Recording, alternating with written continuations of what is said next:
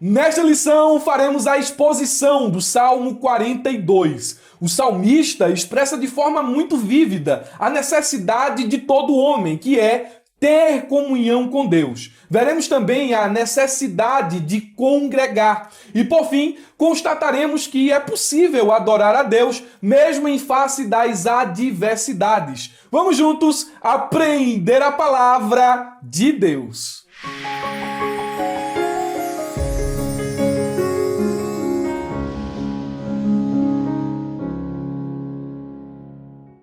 Queridos irmãos, quero cumprimentá-los com a paz do Senhor Jesus. É com muita alegria que iniciamos mais uma pré-aula da Escola Bíblica Dominical, onde comentaremos a revista de jovens, publicada pela CPAD. Eu sou o presbítero e professor Murilo Alencar e hoje o meu objetivo é fazer a exposição da lição de número 6, datada do dia 7 de maio de 2023, cujo título é O Anseio da Alma por Deus. Nós faremos uma breve exposição do Salmo de número 42. E já quero lhe adiantar que não seguiremos os tópicos da lição, mas eu preparei outros tópicos e irei aqui enunciá-los durante o nosso progredir aqui, o nosso caminhar pelo Salmo 42. Esses tópicos estão registrados no nosso subsídio. O texto principal, vamos adiantar, nos diz o seguinte: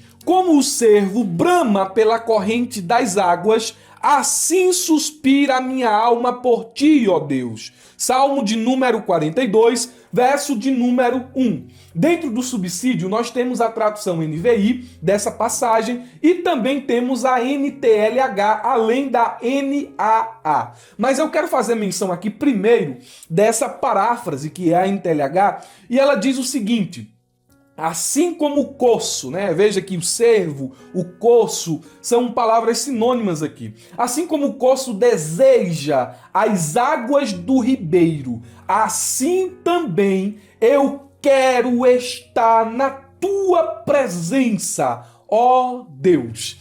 E isso aqui expressa um anseio que o salmista tinha de estar em comunhão com Deus. Veja que o texto principal ele está em completo acordo com o título da lição, o anseio da alma por Deus. Todo homem tem essa necessidade de ter comunhão com o Criador, ter comunhão com o Eterno, ter comunhão com o Senhor e Salvador. Essa passagem, ela fica bem interessante dentro de um fluxograma, e veja aí o fluxograma na tradução NAA. Essa tradução ela é bem interessante porque ela nos permite fazer uma análise bem detalhada praticamente de cada palavra. Olha aí essa primeira palavra do verso 1 que diz como. Isso aqui é uma conjunção comparativa que introduz uma analogia ou uma comparação. Não chega a ser uma metáfora porque a conjunção aparece aí. Nessa expressão como, ela é base para o que vem depois. E veja que o salmista ele diz o seguinte: como suspira. E o verbo suspirar significa respirar com força. Ou então ele aponta de forma figurada para um desejo ardente. Como suspira, como eu estou ardendo em desejo. Então vem aí a nossa analogia, a nossa comparação, ela fica muito mais clara quando o salmista introduz aí a figura da corça, que era um animal mamífero que vivia em regiões áridas, de aparência semelhante ao veado, que nós temos aqui, conhecemos no Brasil. Então, vem aí como a corça assim suspira, como suspira a corça, e ele diz pela corrente das águas. E esse elemento que aparece aqui, corrente das águas, ele tem um sentido lógico aqui, um sentido não literal. A corrente das águas aqui, ela pode ser tomada como fonte de vida, ou como o elemento essencial para a preservação da existência. A corça, ela anseia pelas águas, ela suspira pelas águas.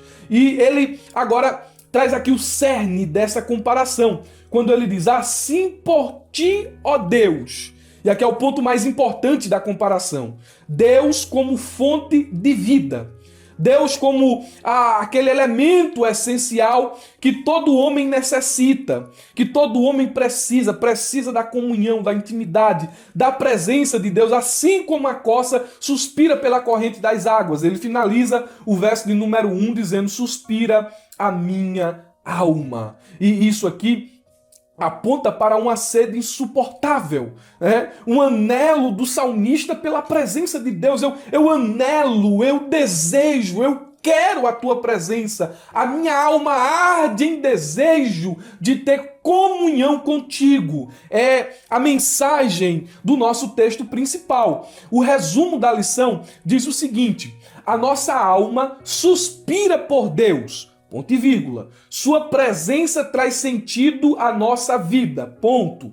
Não podemos viver sequer um dia sem o Senhor. Então, presta atenção aqui na nosso resumo da lição. Eu não sei se falei verdade prática, mas presta atenção aí no resumo da lição. Ele pode ser dividido aí dentro desses pontos. O resumo da lição é uma adaptação do Salmo 42, verso 1 e verso 2. E nós podemos aqui enumerar as sentenças chaves desse texto e fazer breves aplicações. Lógico, o resumo da lição aqui é talvez a ideia central da construção aqui de toda a lição de número 6. Primeiro, ele diz que a nossa alma suspira por Deus. Então o Senhor é a fonte de vida e de satisfação. Nossa alma anseia pelo Senhor. Segundo, ele diz que sua presença traz sentido à nossa vida. Sem Deus, o ser humano é vazio e incompleto. A Bíblia diz em Eclesiastes que Deus colocou a eternidade no coração do homem. Então o homem não descansará até que o seu coração esteja preenchido pela presença de Deus. Nada preenche esse vazio, nada terreno, nada efêmero, nada passageiro. Somente o Senhor pode preencher esse vazio e dar de fato sentido à vida do homem. Aí ele diz que não podemos viver longe do Senhor.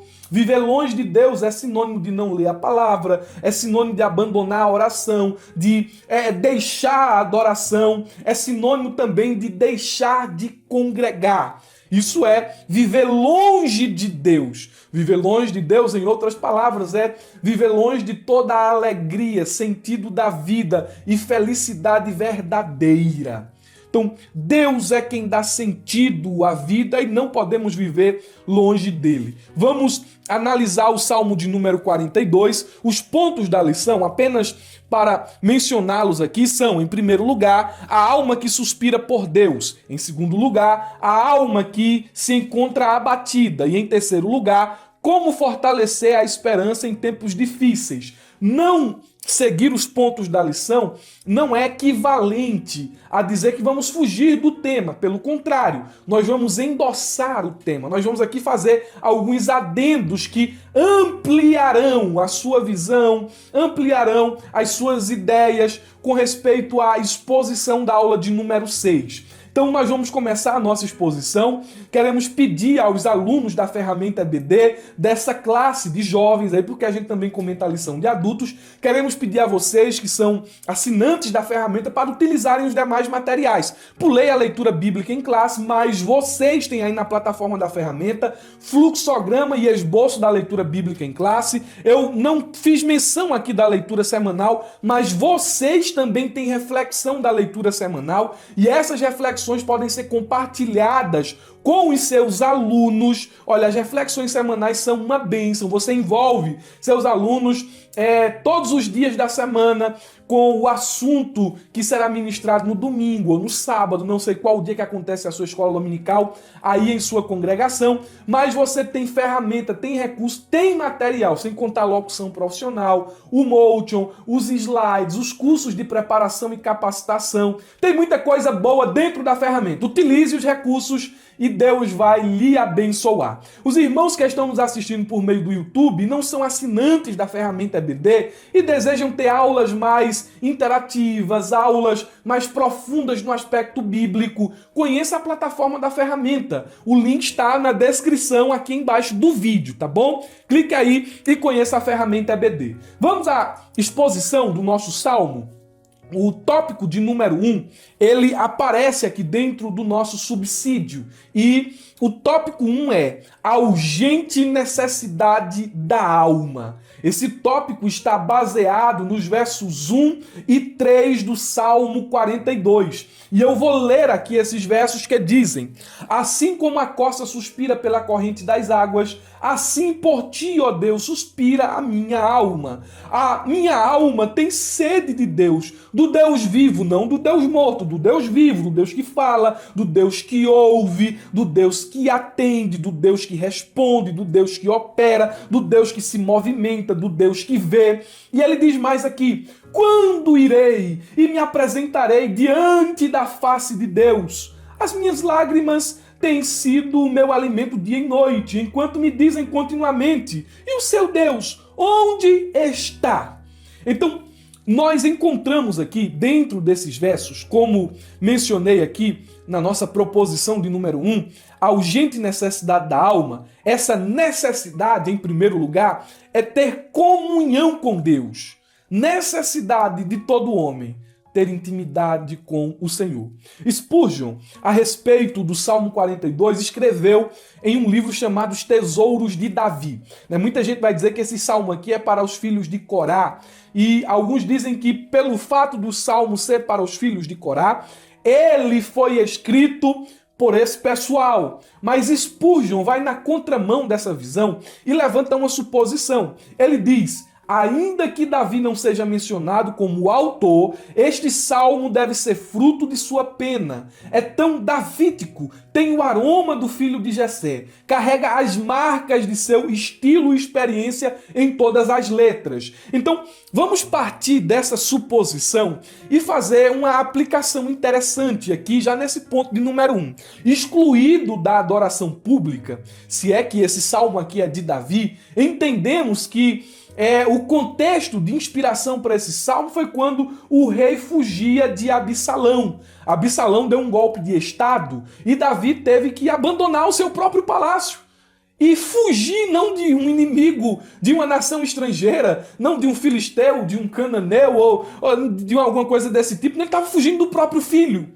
Só que, em meio a essa fuga, ele teve que deixar Jerusalém. E deixando Jerusalém, ele foi privado do culto público que acontecia no tabernáculo. Então, agora, excluído da adoração pública, Davi estava entristecido. O Salmo de número 42 é um grito da alma pela comunhão, pela presença de Deus. E perceba que Davi, ele não buscava sossego. Quando ele canta o Salmo 42, assim eu penso, ele não buscava sossego, ele não cobiçava honra, mas ele queria desfrutar da comunhão com Deus. Ele não estava com saudade do trono, das regalias do palácio. Ele não estava pensando naquilo que era material. Ele estava pensando na comunhão, no culto, em estar na presença, no local onde Deus se manifesta.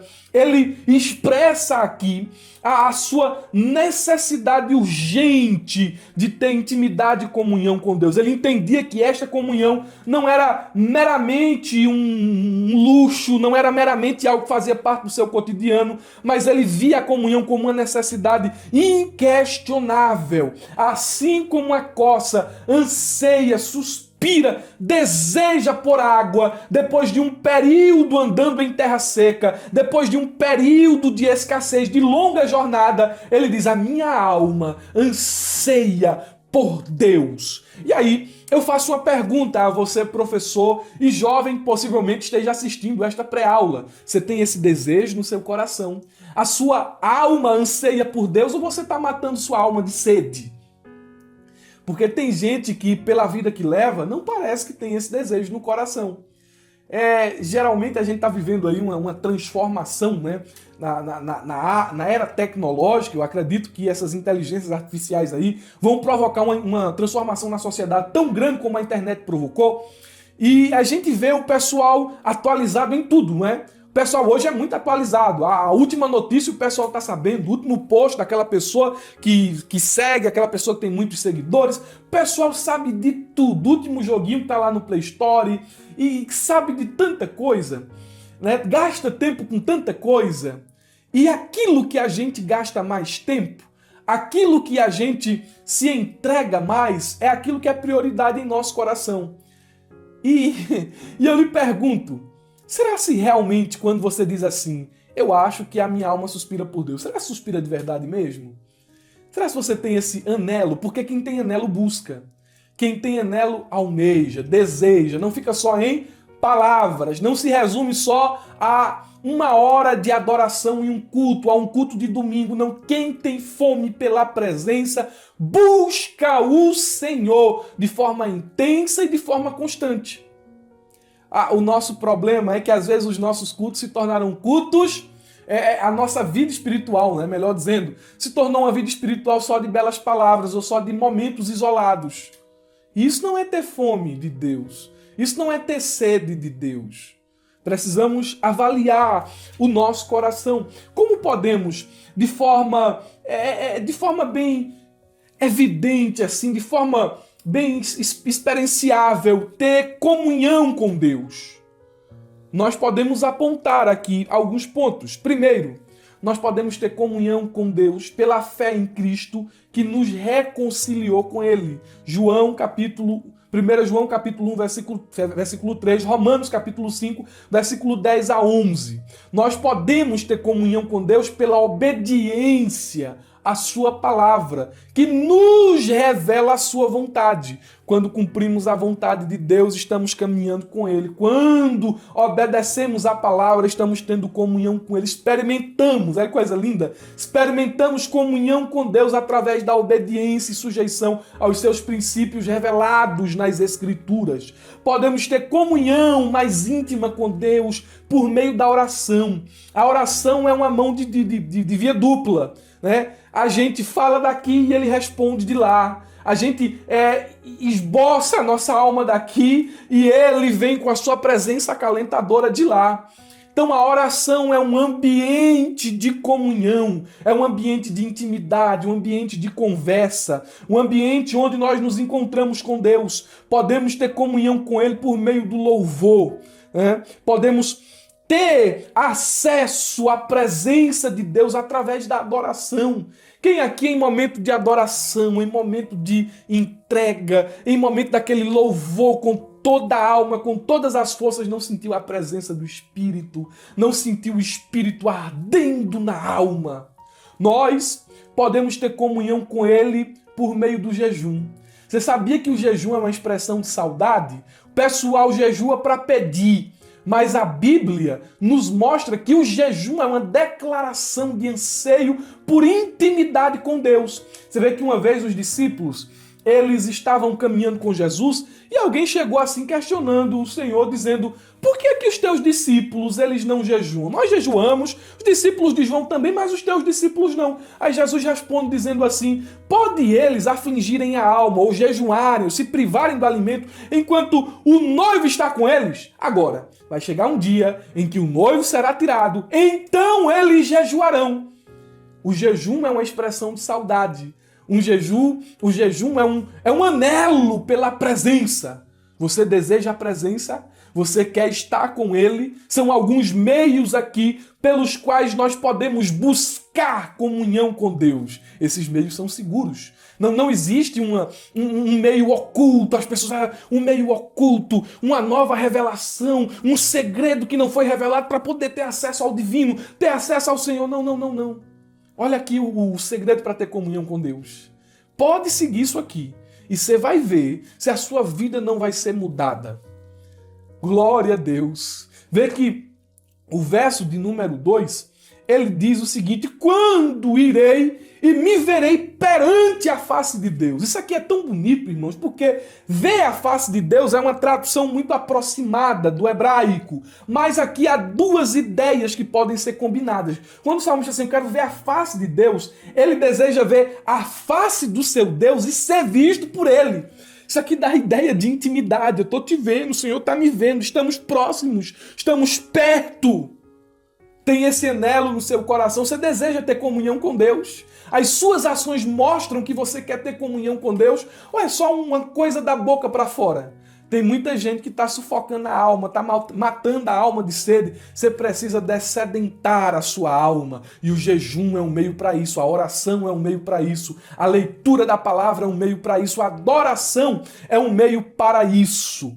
Quais são os benefícios de se ter comunhão com Deus? Primeiro benefício, a comunhão com Deus nos dá segurança, a comunhão com Deus nos faz provar o seu amor e também desfrutar de todas as benécias que acompanham a salvação. Em segundo lugar, a comunhão com Deus nos dá sabedoria e direção para as nossas decisões. É bom estar perto, porque Ele orienta, porque Ele fala, porque Ele diz quando é para prosseguir, Ele diz quando é para parar. É bom ter comunhão com Deus. Olha outro benefício, a comunhão com Deus nos dá força e consolo nas nossas aflições. Tudo posso naquele que me fortalece. Eu tenho comunhão com Ele. E quando eu passo por privações, Ele está me fortalecendo. Quando vem os dias bons, Ele também está fortalecendo a minha alma para que eu não me esqueça dEle. Ter comunhão com Deus nos capacita a dar testemunho do Evangelho. Só quem tem o Espírito, só quem está em Cristo pode testemunhar com ousadia a respeito do Evangelho, da boa nova eterna. Glória a Deus. Meus irmãos, vamos prosseguir. E eu queria falar também ainda sobre a necessidade de congregar. Esse é o nosso ponto de número 2, a necessidade de congregar. O salmista, ele expôs aqui a necessidade da alma em ter comunhão com Deus. E ele vai nos informar que essa comunhão acontece por meio também, escute, por meio também do culto. Então, o ponto 2 é a necessidade de congregar. Eu achei necessário levantar esse ponto aqui, porque a gente está vivendo em alguns lugares um certo êxodo da igreja. Muitos jovens não firmes, muitos jovens ignorantes, muitos jovens sem Bíblia, sem princípios, sem raízes em Cristo, estão se deixando levar por pregadores de internet, que são do movimento desigrejados e estão deixando de congregar. E isso, à luz das Escrituras, é uma atitude errada. Olha o que o salmista diz no verso 4. Quando me lembro destas coisas, choro angustiado, pois eu costumava ir com a multidão, conduzindo a procissão à casa de Deus, com cantos de alegria e de ação de graças entre a multidão que festejava. O que é que o salmista está nos dizendo aqui? Eu participava dos cultos. Eu estava na presença dos adoradores, junto com eles, adorando, e mais que isso, eu liderava o louvor. Eu tenho saudade de congregar. As perseguições, as circunstâncias da vida estão me privando neste momento de ir ao templo, de congregar, mas a minha alma anseia por isto. Eu quero estar lá, eu quero desfrutar disso ali, porque se Deus se revela no ambiente de culto, Deus se revela lá no tabernáculo, Deus manifesta a sua presença entre o seu povo e nos alegramos junto com os irmãos quando o Senhor faz a sua presença ser sentida por meio dos nossos corações. Mas aí vem um grupo chamado desigrejados e diz que não precisa congregar, que não precisa de templo. Quem são os desigrejados? Nós podemos classificá-los em 2 grupos distintos. Primeiro, os desigrejados são aqueles que deixaram de congregar porque sofreram grande decepção e foram muito machucados onde congregavam. Isso acontece. Isso tem praticamente em quase toda a igreja. Mas não é sobre esse grupo de desigrejados aqui que quero falar. Esse grupo precisa ser assistido, esse grupo precisa ser visitado, porque essas ovelhas precisam de remédio para as suas almas. Mas há um outro grupo que precisa ser combatido. E esse grupo, ele existe em forma de movimento organizado que combate a igreja. E eu quero me deter a esse segundo grupo, ou seja, a essa organização que milita contra o povo de Deus. E olhe o que diz aqui algumas frases de seus principais representantes. Primeiro aqui nós temos um homem chamado Mário Persona. Não estou atacando aqui a pessoa em particular. Estou falando aqui de uma crença e analisando-a à luz da Bíblia Sagrada. Olha o que ele diz. Quando questionado sobre o grupo dos desigrejados, este representante do movimento respondeu: o termo desigrejado é bastante infeliz e deve ter sido cunhado por alguém que nunca entendeu a obra de Cristo em sua totalidade. Veja que a conversa parece ser muito bonita. Não existe um cristão genuíno que seja desigrejado ou sem igreja, pelo simples fato que o Senhor acrescenta à igreja cada um que se converte. A conversa está bem bonita aqui. Mas olha o que ele diz em seguida. Não sou pastor, não sou padre ou clérigo. Não estou ligado a qualquer denominação ou organização religiosa. Congrego somente ao nome do Senhor. Parece aquele grupo lá de Corinto, né? Não, a gente só respeita aqui Jesus, né? Aí ele diz assim: congrego o nome do Senhor fora do sistema denominacional, sem templos, líderes, sacerdotes, dízimos e coisas semelhantes. A Bíblia diz em Efésios 4:11 que o Senhor deu uns para profetas, deu uns para pastores, deu uns para mestres, uns para apóstolos. E ele estabeleceu esses líderes com o intuito de fortalecer as igrejas. Tito, capítulo de número 1, Paulo diz que colocou lá Tito em Creta para que ele levantasse presbíteros a fim de que os irmãos fossem fortalecidos e as congregações fossem estabelecidas. Nós encontramos a igreja organizada nas cartas paulinas. A igreja de Corinto, a igreja de Éfeso, a igreja que estava em Colossos, a igreja que estava em Tessalônica. João escreve carta às igrejas lá do Apocalipse, ele está dizendo aqui que é contra isso. Mas vamos lá. Aí tem também, talvez, o maior guru desse movimento, que é o Caio Fábio. Ele diz o seguinte: o termo que mais identifica o movimento dos desigrejados seria o termo desinstitucionalizados ou não denominacionados. Aí eu fui fazer uma pesquisa, né, olhando o vídeo desse pessoal falando essas coisas, né, do Persona e do Fábio, e eu fui olhar alguns comentários. Olha os comentários dos desigrejados, presta atenção. O grande engano não está no mundo, e sim dentro das instituições religiosas. Respeito quem pensa ao contrário, mas para mim esse ambiente igrejeiro é doentio. Estou em paz com Deus, com a minha consciência. Minha comunhão com Ele até aumentou e teve mais qualidade quando há 12 anos atrás resolvi parar de frequentar. Olha, irmãos, quando Paulo excluiu alguém da comunhão lá na igreja de Corinto, ele diz o seguinte: eu entreguei essa pessoa a Satanás. Me parece que em Timóteo ele também fala isso. Entreguei a Satanás. A exclusão da igreja era uma entrega da pessoa a Satanás. E tem gente que se entrega a Satanás agora de livre e espontânea vontade, né? Simplesmente se entrega, sai da igreja, sai da comunhão dos irmãos. Mas vamos lá, outro comentário aqui. Conheço gente que frequentava a igreja cuja esposa adulterou com o pastor. Ora, se esse casal se reunisse em casa, provavelmente isso não teria acontecido. Meu Deus, quando a pessoa quer pecar, a pessoa peca em qualquer lugar. Mas vamos lá. Quero ver alguém convencer esse cidadão de voltar a frequentar uma igreja sob pena de ir para o inferno. Aí outro aqui comenta: sou desigrejado. No sistema religioso era um colaborador do luxo da liderança. Mas como entendi que sou templo do Espírito, mentira. Ninguém é templo do Espírito no sentido de ser igreja, né? Porque acho que ele quis dizer isso aqui. Eu sou a igreja. Não, isso não é verdade. Ninguém sozinho é a igreja. Né? A igreja é o corpo de Cristo. Mas vamos lá. Aí ele diz assim: que sou o templo do Espírito Santo para que me reuni onde tem divisão.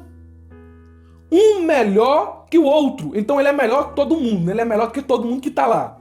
Aí ele diz mais aqui: gosto mais destes que aquele. Hoje vivo tranquilo, seguro, sem temor do mal. Graça e paz. Sabe qual é a conclusão que chego? Eu chego à conclusão que os desigrejados e seus líderes, esse movimento, né, ou essa anomalia é carente de Bíblia e é formada por pessoas machucadas que fizeram das suas experiências ruins uma doutrina reducionista a ser seguida. Não, se eu sofri decepção, então nenhuma igreja presta. O problema é sempre as outras pessoas, é o sistema. Tem muita gente caindo nessa lábia, deixando a igreja, mas o salmista vai na contramão disso aqui. O salmista diz que o templo é lugar do seu anseio, porque lá Deus se revela, ele quer estar no meio daqueles que adoram a Deus.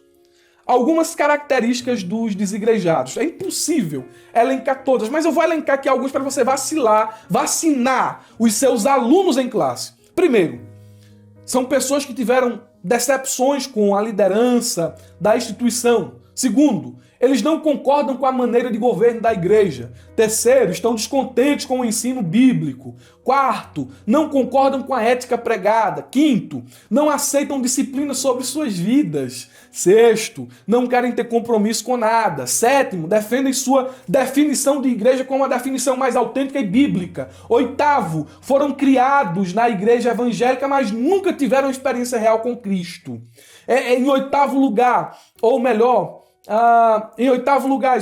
em nono lugar, foram machucados de mil formas na comunidade em que participavam e resolveram romper a ligação com a comunidade local. Em décimo lugar, continuam crendo em Cristo e em partes da Bíblia que selecionaram como verdade para si mesmo a seu bel prazer. 11º lugar, Cristo não deixou qualquer forma de igreja organizada institucional. Isso aqui é a maior loucura do mundo dizer uma coisa dessa. Mas vamos lá.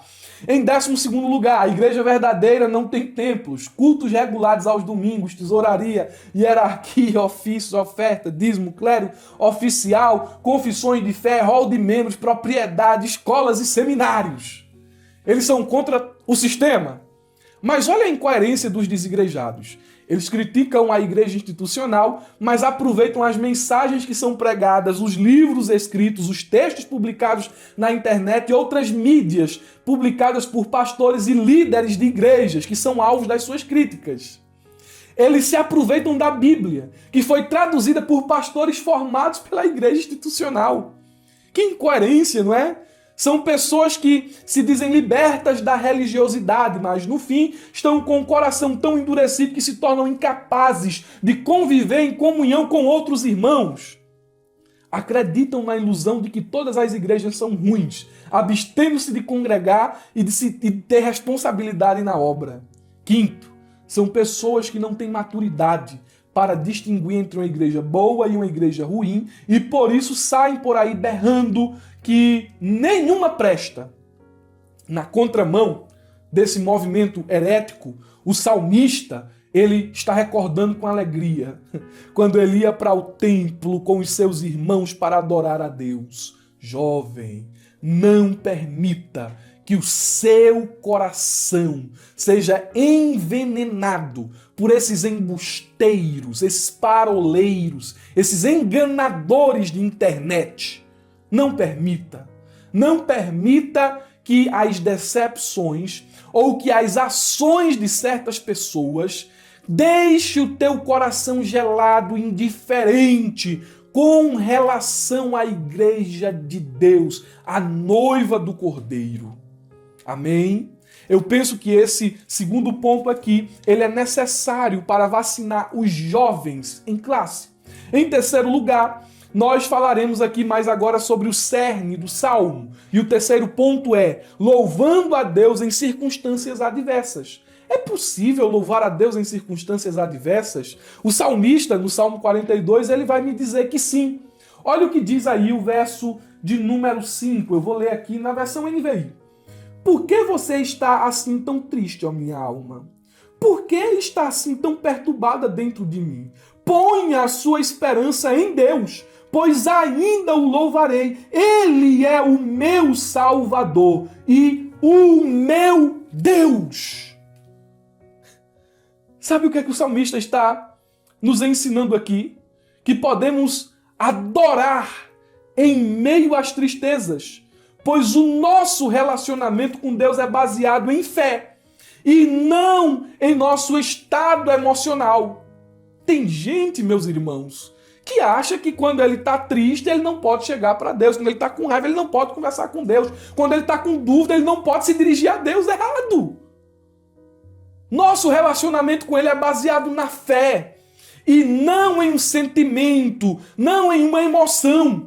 É por isso que mesmo triste, o salmista, ele diz o seguinte: Oh, minha alma, põe a sua esperança em Deus, pois ainda o louvarei. Ele é o meu Salvador, Ele é o meu Deus. Ele estava com a alma abatida, ele estava com a alma machucada, ele estava sem força, mas mesmo assim ele podia exclamar: Ele é meu Salvador, Ele é meu auxílio, Ele é o meu Deus.